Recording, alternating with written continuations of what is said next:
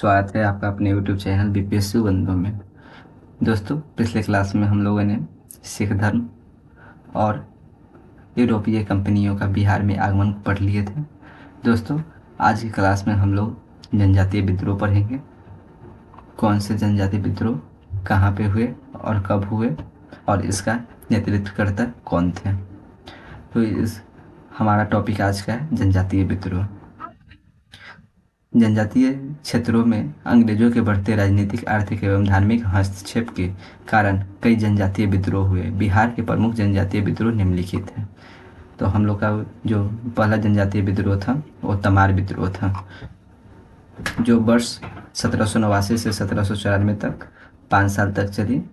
इसका जो क्षेत्र था वो छोटा नागपुर था। और अगला विद्रोह है चीरो विद्रोह, जो वर्ष 1800 से 1802 में हुआ था, और इसका जो क्षेत्र है वो पलामू है, और जो ये नेतृत्वकर्ता थे वो भूषण सिंह थे। चेरो विद्रोह का जो नेतृत्व किए थे वो भूषण सिंह किए थे। नेक्स्ट विद्रोह है हो विद्रोह, ये वर्ष 1820 से 1821 तक हुआ था। इसका जो क्षेत्र है सिंहभूम है। नेक्स्ट विद्रोह जो है कोल विद्रोह है, जो कि 1831 से 1832 में हुआ था।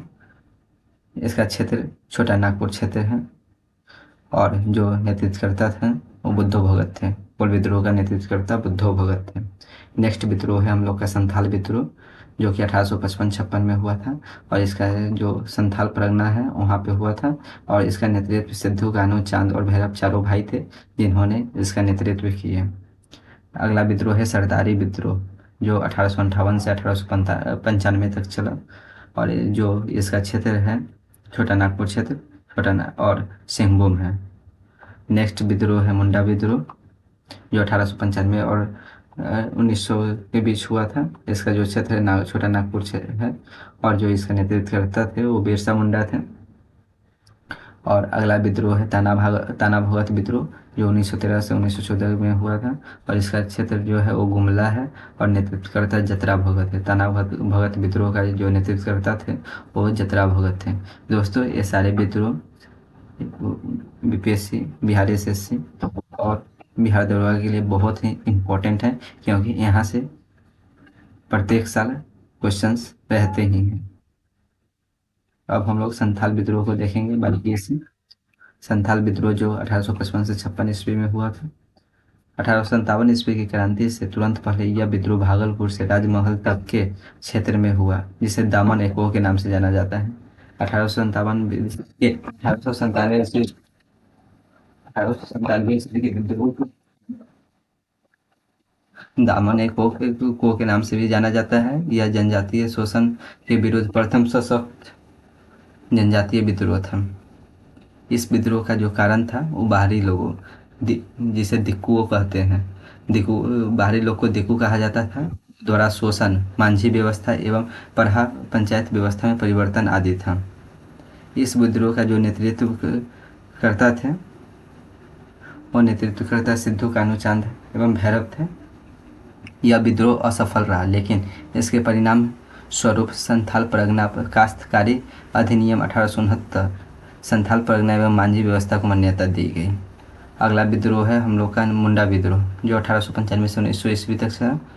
यह जनजातीय विद्रोह में सबसे सशक्त जनजातीय विद्रोह था। विद्रोह की व्यापकता के कारण इसे उलगुलान विद्रोह के नाम रूप में भी जाना जाता है। इस विद्रोह का जो कारण था वो दिक्कुओं द्वारा शोषण था, खुटकटी व्यवस्था में परिवर्तन तथा धार्मिक मामलों में हस्तक्षेप आदि था। इस विद्रोह का जो नेतृत्व किया था वो बिरसा मुंडा ने किया था। उन्होंने आनंद पांडे से वैष्णव धर्म की शिक्षा प्राप्त की। जो बिरसा मुंडा थे वो आनंद पांडे नामक व्यक्ति से वैष्णव धर्म की दीक्षा प्राप्त की थी। उन्होंने स्वयं को सिंह बोगा का अवतार बताया। उन्होंने आचरण, शुद्धता, आत्मसुधार एवं एकेश्वरवाद का उपदेश दिया। इस विद्रोह का जो तीव्र रूप 1899 ईस्वी में रहा, जब कई स्थानों पर अंग्रेजों को हराया गया। ये अपने चरम 1899 ईस्वी में ये विद्रोह अपने चरम स्थिति पे था। 3 फरवरी 1900 ईस्वी को बिरसा मुंडा को गिरफ्तार कर लिया गया।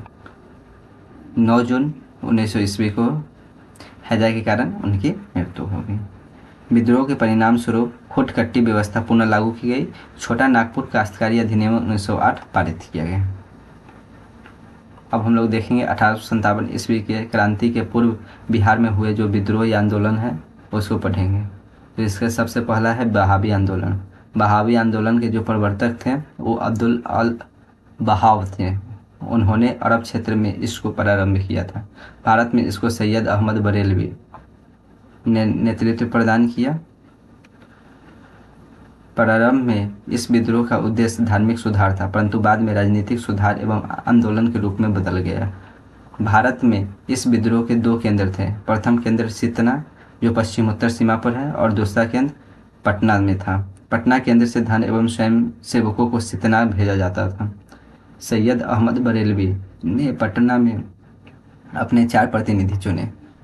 जो इस विद्रोह का जो नेतृत्व करने वाले थे, नेतृत्वकर्ता सैयद अहमद बरेलवी, वो अपने 4 प्रतिनिधि पटना में चुने थे, जिनका नाम था, पहला थे इनायत अली, अगला दूसरा थे बिलायत अली, तीसरा थे फरहत अली एवं चौथा थे मोहम्मद हुसैन।